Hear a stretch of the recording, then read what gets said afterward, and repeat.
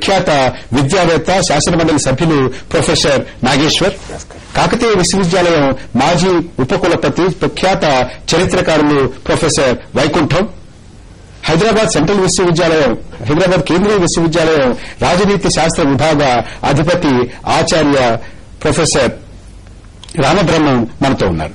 చర్చను ప్రారంభించుకునే ముందు ఈ గడిలో ఉన్నటువంటి వార్తా విశేషాలని ఒకసారి చూద్దాం. పన్నుల సినిమా ఇండస్ట్రీ బంద్, పైరసీపై టాలీవుడ్ బిగ్ ఫైట్.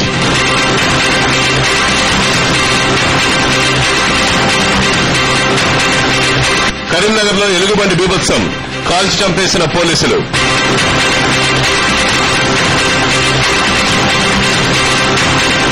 ఉగాది మన్నాడు అక్కడ పిడకల యుద్దమే, వెరైటీ ఆచారాన్ని పాటిస్తున్న పల్లె.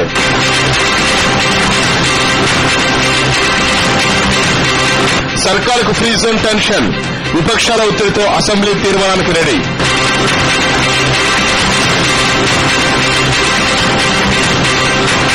కాసేపట్లో సచిన్ వర్సెస్ సెహ్వాగ్, పొలార్డ్పైనే ముంబై హోప్స్.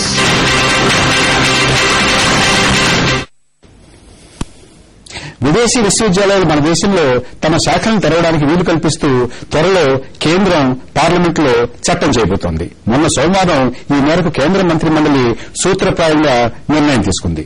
ఏప్రిల్ 12వ తేదీ తర్వాత, అంటే బడ్జెట్ సమావేశాల విరామం తర్వాత లోక్సభలో ప్రభుత్వం ఈ అంశం మీద బిల్లు ప్రవేశపెడుతోంది. ఇది చట్టం అయితే మన విద్యా వ్యవస్థలో ఒక పెను విప్లవం వస్తుందని మానవ వనరుల శాఖ మంత్రి శ్రీ కపిల్ సిబల్ అంటున్నారు. ప్రస్తుతం ప్రతిపాదనలో ఉన్న నియమ నిబంధనల మీద దేశంలో విద్యావేత్తలు చాలా పెద్ద ఎత్తున చర్చిస్తున్నారు. ఈ విశ్వవిద్యాలయాలు ఆర్జించేటువంటి లాభాన్ని దేశం వెలుపలికి తీసుకువెళ్లకూడదు అనే నిబంధన ఉంటుందని చెప్తున్నారు. అయితే ఈ విశ్వవిద్యాలయాలు ఎస్సీ, ఎస్టీ రిజర్వేషన్లు పాటించక్కర్లేదు. వీరు వసూలు చేసే ఫీజులు వీరే నిర్ణయించుకునే అవకాశం ఉంది. ప్రతి ఏటా కొన్ని వేల మంది మన విద్యార్థులు ఇతర దేశాలకు వెళ్లడం క్రమేణా మారితే కొన్ని వేల కోట్ల విదేశీ మారక ద్రవ్యం ఆదా అవుతుంది. ఇక్కడి ఉన్నటువంటి విశ్వవిద్యాలయ ప్రమాణాలు బాగా పోటీపడి, ఒకరి మీద ఒకరు పోటీపడి వీరు కూడా వారి ప్రమాణాలు పెరుగుతాయి అనేటటువంటిది మరొక వాదన. అయితే వీరందరూ ఏ రకమైనటువంటి విద్యా ప్రమాణాలను మన దగ్గర తీసుకొస్తారు అనేటటువంటిది ఒక రకమైన అనుమానం. ఏంటంటే మన దేశంలో ఉన్నటువంటి ఉన్నత విద్య ఇక మన చేతుల్లో ఉండదు. ఇది పూర్తిగా వ్యాపారీకరణ అయిపోతుంది, చాలా ప్రియమైపోతుంది, ఖరీదైపోతుంది, సామాన్యులకి అందుబాటులో ఉండదు అనేటటువంటి విషయం దీన్ని వ్యతిరేకిస్తున్నటువంటి వారు చెప్పేటటువంటి వాదన. ఈ రెండు వాదనలు, వాద ప్రతివాదాలని ఇవాళ పరిశీలిద్దాం. ప్రొఫెసర్ వైకుంఠం గారు, బిల్లు కొన్నాళ్ళు వచ్చేస్తుంది అంటే దాదాపుగా కేంద్ర మంత్రి మండలి నిర్ణయించింది అంటే యూపీఏ భాగస్వామి పక్షాలన్నీ కూడా వాటిని ఆమోదించినట్టు లెక్క.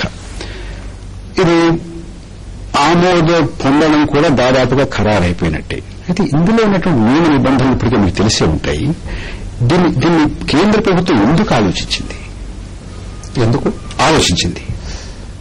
నేను అనుకోవటం ప్రస్తుతానికి కపిల్ సిబల్ గారు హెచ్ఆర్డీ మినిస్టర్ అయిన తర్వాత విద్యా వ్యవస్థ, హైయర్ విద్యా వ్యవస్థ ప్రత్యేకంగా రోజుకు నిర్వీర్యం అయిపోతుంది అనే ఒక దృక్పథం సమాజంలో నుండి లేకపోతే మీడియాలో నుండి ప్రస్ఫుటంగా కనిపిస్తుంది. ఈ పరిస్థితుల్లో కొన్ని మార్పులు తీసుకురావాలని మన దేశంలోనే 16 కేంద్రీయ విశ్వవిద్యాలయాన్ని ప్రవేశపెట్టి వాటి ద్వారా మార్పులు తీసుకురావాలని, ఇప్పటికున్న అటానమస్ బాడీస్ ఒక 13 వాటిని పూర్తిగా తొలగించి వాటి స్థానంలో hire commission, national commission for higher education and research అని ఒకటి తీసుకొచ్చి హైయర్ ఎడ్యుకేషన్ ని సూపర్వైజ్ చేస్తూ, మానిటర్ చేస్తూ ప్రమాణాలను పెంచాలనే దృక్పథంతో ఆలోచిస్తున్న సమయంలోనే దాదాపు 50 విశ్వవిద్యాలయాలు, విదేశీ విశ్వవిద్యాలయాలు యుఎస్ నుంచి కానివ్వండి, యూకే నుంచి కానివ్వండి, ఆస్ట్రేలియా నుంచి కానీ, కెనడా నుంచి కానీ ఇక్కడ తమ శాఖల్ని స్థాపించుకోవడానికి ప్రయత్నం చేస్తున్నాయి. ఇవి ఈ 50 శాఖలు కనుక, అంటే 50 కావచ్చు, ఎక్కువ కూడా కావచ్చు, లేదా తక్కువ కావచ్చు, ఇవి కనుక ఇక్కడికి వచ్చినట్లయితే ఒక నూతన స్ఫూర్తి వస్తుంది, తర్వాత దీంతో విప్లవాత్మక మార్పులు వస్తాయి, ఈ విశ్వవిద్యాలయాల ద్వారా ఒక న్యూ ఎజెండా వస్తుంది అనే దృక్పథం అని కేంద్ర ప్రభుత్వానికి ఉన్నట్టుగా కనిపిస్తుంది. అయితే సడన్ గా ఇంతకాలంగా వస్తున్న విద్యా వ్యవస్థ అంటే 1947 ఒక్కొక్కటే పరిశీలిద్దాం ప్రొఫెసర్ వైకుంఠం గారు. అంటే ఇవాళ మన విశ్వవిద్యాలయ వ్యవస్థలో చాలా లోపాలున్నాయి, నిద్రాణంగా ఉంది, పెద్దగా రీసెర్చ్ లేదు, పెద్దగా పాఠం చెప్పేటటువంటి ప్రమాణాలు ఉన్నటువంటి పద్ధతి అయితే లేదు. అంటే మంచి పరిశోధన విశ్వవిద్యాలయంలో పరిశోధించాలి, ముఖ్యమైనటువంటిది మంచి పరిశోధన, మంచి లెర్నింగ్ ప్రాసెస్ ఈ రకమైనటువంటి తక్కువగా ఉన్నాయి అనేటటువంటి మాత్రం చాలా బలంగా ఉన్నటువంటి వినిపిస్తున్నటువంటి ఒక అభిప్రాయం. కరెక్ట్. దాని నేపథ్యంలో ఆలోచన ఇది లేక ఉన్నత విద్యలో మిగతా వాటిలో లాగే ఉన్నత విద్యలో కూడా విదేశీ పెట్టుబడులు, విదేశీ రావడం అనేటటువంటి దానికి ఇది ఏదైనా సంబంధం ఉందా? 2002లో ఉన్నత విద్యలో విదేశీ ప్రత్యక్ష పెట్టుబడులు అనుమతిస్తూ మనం ఒక నిర్ణయం తీసుకున్నాం.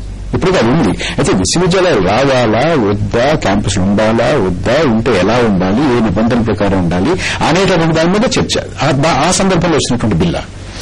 నేను అనుకున్నది ఒకటి, విదేశ విశ్వవిద్యాలయాల వలన మన పడిపోతున్న ప్రమాణాలు పెరుగుతాయా అని పెంచాలి అనే దృక్పథంతో కొంతవరకు ఈ చర్య తీసుకుంటున్నారని నేను అనుకుంటున్నాను. విదేశీ పెట్టుబడులు వచ్చి విద్యా వ్యవస్థను పెద్ద మార్పు చేస్తుంది. అక్కడి నుంచి పెట్టుబడులు వచ్చినప్పుడు వాళ్ళకు అనుకూలంగా మార్చుకోవడం అనేది క్రమంలో జరిగిపోయే విషయమే. అందుకోసం మనం కలోనియల్ ఎడ్యుకేషన్ కోసం మళ్ళీ ఇది డిఫరెంట్ మోడ్ లో రావడానికి ఆస్కారం ఉంటుంది. నేను అనుకోవటం కేంద్ర ప్రభుత్వం ఆ విధంగా ఆలోచించట్లేదేమో అని నేను అనుకుంటున్నాను. ప్రొఫెసర్ నాగేశ్వర్ గారు మీకేమనిపిస్తుంది? దీని నేపథ్యం అంటే ఈ ఆలోచన రావడానికి, దీని అంకురార్పణకి మూల కారణం ఏంటి? దీని అంకురార్పణకు 2 మూల కారణాలు గతంలో. ఒకటి, బిర్లా అంబానీ ప్లాన్ అయిన హైయర్ ఎడ్యుకేషన్ లో కేంద్ర ప్రభుత్వమే దాని రూపొందించింది. బిర్లా అంబానీ వీళ్ళిద్దరు విద్యావేత్తలు కారు, వాళ్ళెవరో మనకందరికీ తెలుసు. తర్వాత మీరు అన్నట్లు ఇంతకుముందు మీరు ప్రస్తావించినట్లు ఉన్నత విద్యారంగంలో విదేశీ ప్రత్యక్ష పెట్టుబడులు అనే ఒక చర్చాపత్రాన్ని మినిస్ట్రీ ఆఫ్ హైయర్ ఎడ్యుకేషన్ కాదు, మినిస్ట్రీ ఆఫ్ కామర్స్ వెబ్సైట్ లో పెట్టారు. అంటే కేంద్ర ప్రభుత్వం ఏం చెప్పదలుచుకుంది, ఇది ఒక వాణిజ్య మంత్రిత్వ శాఖ వెబ్సైట్ లో దీన్ని పట్టుకు పెట్టారు. ఇన్వెస్ట్మెంట్ అన్నారు. దాని ఎక్కడ ఇది రీసెర్చ్, ట్రైనింగ్, ప్రమోషన్ ఇవన్నీ మనం చర్చించుకుంటే తప్ప కేంద్ర ప్రభుత్వం ఎప్పుడు అంటలేదు.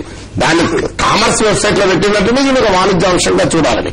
తర్వాత దీనికి ఇంకొక నేపథ్యంలో general agreement and trading services లో విద్యను కూడా ఒక వాణిజ్య ట్రేడబుల్ గూడ్స్ గా, ట్రేడబుల్ సర్వీస్ గా దీన్ని ఒక వాణిజ్య అంశంగా మార్చుతూ general agreement and trading services ఉంది. దీనికి కారణం ఏంటంటే ప్రపంచవ్యాప్తంగా విద్యా మార్కెట్ లో $1 ట్రిలియన్ మార్కెట్ ఉందని గ్యాస్ అంచనా వేసింది. $1 ట్రిలియన్ మార్కెట్ అంటే భారతదేశ ఎకానమీకి సమానం. ఈ $1 ట్రిలియన్ మీకు అమెరికాలో ఎక్స్పోర్ట్ చేసే సర్వీసెస్ లో 5th లార్జెస్ట్ ఎక్స్పోర్టబుల్ సర్వీస్ ఏంటి అంటే ఎడ్యుకేషన్. అందువల్ల అమెరికా తన బలంగా ఉన్నటువంటి ఒక ఎక్స్పోర్ట్ ఓరియంటెడ్ సర్వీస్ దీన్ని రావాలని మేమనేది. విదేశీ విశ్వవిద్యాలయాలు ఏవస్తాయి? ఆక్స్ఫర్డ్ యూనివర్సిటీ వచ్చి, Cambridge, London school of economics, Stanford, MIT ఇట్లాంటివి వస్తే, హార్వర్డ్ లాంటివి వస్తే సంతోషమే. కానీ అవి వచ్చి ఇక్కడ మనకు చాతకాని రంగాల్లో నానో టెక్నాలజీలో కోర్సు పెట్టాలంటే సంతోషం. కానీ మళ్ళీ మనకొచ్చే రంగాలే మనం చేయగలిగే పని అవి చేస్తే నుంచి ప్రతి సంవత్సరం మన దేశం నుంచి ఒక వేలాది మంది విద్యార్థులు బయటకు వెళ్తున్నారు. వాళ్ళు ఎక్కడికి వెళ్తున్నారు? స్టాన్ఫోర్డ్ కి వెళ్తలేదు, ఆక్స్ఫర్డ్ కి వెళ్తలేదు, లేకపోతే కేవలం Cambridge, London school of economics మాత్రమే వెళ్తారు. చాలా విశ్వవిద్యాలయాలకు వెళ్తున్నారు. కొన్ని లక్షల డాలర్లు, బహుశా కొన్ని కోట్ల డాలర్లు ప్రతి సంవత్సరం, ప్రతి దశాబ్దం మన విద్యార్థుల నుంచి ఖర్చు పెడుతున్నారు. అంటే ఒక వాదన ఏమనిపిస్తుందంటే, వాళ్ళు అక్కడికి వెళ్లి అక్కడ ఖర్చు పెట్టి అక్కడ స్థిరపడి అక్కడ ఉద్యోగాలు చేసి ఇక్కడ ఉన్నటువంటి మేధో సంపత్తిని అక్కడికి పట్టుకెళ్లడం కన్నా వారు ఇక్కడికి వచ్చి ఇక్కడ విశ్వవిద్యాలయాలు స్థాపిస్తే ఇక్కడే చదువుకుని తక్కువ ఖర్చుతోటి బయట విదేశీ మార్గద్రవం వెళ్లకుండా ఇక్కడ నైపుణ్యాలను సంపాదించి వాళ్ళ నైపుణ్యాలు ఇక్కడ తీసుకొచ్చి సంపాదించేటటువంటి అవకాశం ఉండదా అనేది ఒకటి. అసలు ఫస్ట్ పాయింట్, అలా అవకాశం ఉంటుందా? ఇవాళ ఇక్కడ ఉదాహరణ చెప్తాను. ఇవాళ మణిపాల్ ఇంజనీరింగ్ కాలేజీలోనో, VITలోనో ఒక ఇంజనీరింగ్ స్టూడెంట్ ఇంజనీరింగ్ చేయాలంటే 10 నుంచి 15 లక్షలు అవుతుందండి. ఇది విదేశాల్లోకి లండన్ లో పోయి MS చేసినా కూడా 15 లక్షలు అవుతుంది, ఎక్కువ కాదు. మరి అర్థం ఇప్పటికే ఉన్న ప్రైవేట్ ఇంజనీరింగ్ కాలేజీలో 10-15 లక్షలు ఉంటే ఇక ఫారిన్ యూనివర్సిటీ ఇక్కడికి వచ్చి 20-20 లక్షలు కోర్సుకు వసూలు చేస్తుంది. ఈ లండన్ కూడా 20-20 లక్షలతో ఒకటి పెద్ద తేడా ఉండదంటారు. తేడా ఉండదు. ఫస్ట్ పాయింట్, నిజంగానే ఒక విదేశీ యూనివర్సిటీ వచ్చి ఇక్కడ $2,000, $5,000 ఉస్మాన్ సిటీ, కాన్పూర్ సిటీ ఇచ్చినట్టు డిగ్రీ ఆఫర్ చేస్తే మేము చాలా సలీలు పెట్టి ఆహ్వానిస్తాం. అలా చేస్తుందా? ఎక్కడైనా చేసిందా? ప్రాక్టికల్ చూద్దాం. ఇంకోటి ఇక్కడ మనకు దానికి సొల్యూషన్ ఏంటి మీరు అన్నది నిజమే. ఇక్కడ నుంచి పోకూడదు అంటే అర్థం ఏంటి? మంచంగల పొరుగులు అంటే కాళ్ళు నరికేసుకోరు, పెద్ద మంచం చేసుకుంటారు. మనం ఏం చేయాలి? ఇక్కడున్న ఇన్స్టిట్యూషన్ కనుక మన ఇంటర్నేషనల్ స్టాండర్డ్ ఇన్స్టిట్యూషన్ గా డెవలప్ చేసుకుంటే ఖచ్చితంగా ఎక్కడికి పోరు. ఇప్పుడు మనకు ఇండియన్ స్కూల్ ఆఫ్ బిజినెస్ ఉంది ఉదాహరణకు. ఇది ప్రపంచంలోనే హైదరాబాద్ లో ఇండియన్ స్కూల్ ఆఫ్ బిజినెస్ ఇక్కడ నుంచి 2 కిలోమీటర్ల దూరాన. అది ప్రపంచంలోనే 20వ స్థానంలో ఉంది. మన ఇండియన్ ఇన్స్టిట్యూట్ ఆఫ్ మేనేజ్మెంట్ ఉంది, ఇండియన్ ఇన్స్టిట్యూట్ టెక్నాలజీస్ ఉన్నాయి, మన ఇండియన్ ఇన్స్టిట్యూట్ ఆఫ్ సైన్సెస్ ఉన్నాయి, all India institute medical sciences ఉంది, జిప్మర్ ఉంది. ఇవన్నీ కూడా ఇవాళ గ్లోబల్ స్టాండర్డ్స్ కు తగ్గట్టుగా మీరు అనేది అక్కడి నుంచి తీసుకురావాల్సినటువంటి అవసరం లేదు. అక్కడి నుంచి తీసుకొస్తే ఇక్కడి నుంచి వెళ్లాల్సినటువంటి వాళ్ళు అక్కడికి వెళ్లి ఖర్చు పెట్టుకోవాల్సిన అవసరం లేదు అనేటువంటి వాదన సరికాదంటారు. అది సరికాదు. దీన్ని ఒకసారి పరిశీలిద్దాం. ప్రొఫెసర్ రామరామ గారు మీకేమనిపిస్తాం? నేను అనుకోవడం ఇది ఆహ్వానించదగ్గ పరిణామం అండి. ఎందుకంటే ప్రస్తుతం మన ఉన్నత విద్య అనేక సవాళ్లు ఎదుర్కొంటుంది. అందులో ఒకటి ఏంటంటే ఏ స్థాయిలో అంతర్జాతీయంగా రీసెర్చ్ జరుగుతుందో మనకి కొన్ని విశ్వవిద్యాలయాలకు తెలియట్లేదు కూడా. కాబట్టి అంతర్జాతీయ విశ్వవిద్యాలయాలు రావడం అన్నది ఈ నేపథ్యం ఏంటంటే ఆర్థిక సంస్కరణలు, గ్యాట్స్ లో మనం మెంబర్ కావడం, ఆ తర్వాత 121 సర్వీసెస్ ని 228 సర్వీసెస్ ని మనం వీఆర్ పార్టీ టు డబ్ల్యూటీఓలో మనం మెంబరు ఆంక్ష ఎత్తేసాం మనం. ఇప్పుడు దోహారం కంప్లీట్ కాకుండానే మనం విదేశీ విద్యలకు అనుమతిస్తున్నాం అన్నది మర్చిపోకూడదు. మనం దోహాలో ఇంకా ఇన్కన్క్లూజివ్ గానే ఉంది డిస్కషన్. కానీ ఇక్కడ మీరు రేజ్ చేసిన ఇష్యూ ప్రకారం అయితే విదేశీ విశ్వవిద్యాలయాలు మనల్ని ఉద్ధరించడానికి రావట్లేదు. వాళ్ళ దేశాల్లో చదువుకునే వాళ్ళ సంఖ్య పడిపోతూ వస్తుంది. ఈ రిసెషన్ వల్ల కొంచెం ఇంప్రూవ్ అయింది, కానీ చాలా దేశాల్లో చాలా కోర్సులకి డిమాండ్ లేదు. హైయర్ ఎడ్యుకేషన్ చాలా ఎక్స్పెన్సివ్ అయిపోయింది. వాళ్ళు ఆ విధంగా వాళ్ళ మార్కెట్ ని పెంచుకోవడానికి వస్తున్నారనడంలో తప్పేం లేదు. కానీ మనకేం లాభం అన్నది ఇక్కడ మనం గుర్తించాలి. వాళ్ళ ఒకటి చూస్తే మనం ఒకటి అవుతాం. మనం ఒకవేళ అదే మనకి అంటే ప్రొఫెసర్ వైకుంఠం గారు చెప్పడం అంటే ఇక్కడ ఉన్నటువంటి విద్యా వ్యవస్థలో ఒక కదలిక తీసుకురావడానికి, ఒక పోటీతత్వాన్ని తీసుకురావడానికి, ప్రమాణాలను పెంచడానికి ఇది ఏమైనా ఉపయోగపడుతుందో పరిశీలించాల్సింది అనేటువంటిది వారు చెప్పారు. ప్రొఫెసర్ నాగేశ్వర గారు అంటారు మనకి అంత మంచి ప్రమాణాలు, అంతర్జాతీయంతో పోటీ పడేటువంటి ప్రమాణాలు ఉన్నటువంటి సంస్థలు ఉన్నాయి. ప్రత్యేకంగా అక్కడికి తీసుకురావాల్సిన అవసరం. అయితే ఎటువంటి వాళ్ళు వస్తున్నారు, ఎవరు వస్తున్నారు అనే దాని మీద కూడా దృష్టి పెట్టాలని అంటున్నారు. మీరు ఎవరొచ్చినా పర్వాలేదా, లేదు వారు మీకు ఈ రకమైన ప్రమాణాలు ఉన్నటువంటి వాళ్ళు మాత్రమే వస్తే అనుమతిస్తామనేటువంటిది ఏమైనా ఉందా? ఎవరొచ్చినా పర్వాలేదండి. భారతదేశంలో ఉండే యూనివర్సిటీ కాంపిటెన్స్ అంతర్జాతీయ స్థాయిలో పోల్చదగ్గదే. ఇప్పుడు వాళ్ళు రావడం వల్ల మనకి ఇమీడియట్ గా ఏం నష్టం ఉండదండి. కాకపోతే ఒక దగ్గర వస్తుంది నష్టం. ఏంటంటే మంచి ఫ్యాకల్టీ ఒకప్పుడు అట్రాక్ట్ కావచ్చు. ఎందుకంటే ఒక 20% నుంచి 20 టైమ్స్ శాలరీస్ వాళ్ళు ఎక్కువ. అది కూడా చర్చలో ఉంది. ఇప్పుడు భారతదేశంలో ఉన్నటువంటి అధ్యాపకులు, ముఖ్యంగా విశ్వవిద్యాలయాల్లో ఉన్నటువంటి అధ్యాపకులు లీస్ట్ పేడ్ మొత్తం ప్రపంచంతో మనం అంటే కాస్త ప్రమాణాలు ఉన్నటువంటి దేశాలతో మనం పోల్చి చూస్తే చాలా తక్కువ శాలరీస్ ఉన్నాయి వీళ్ళందరికీ. విదేశీ విశ్వవిద్యాలయాలు వస్తే కనుక మంచి జీతాలతోటి వారికి ఉద్యోగాలు ఇస్తారు.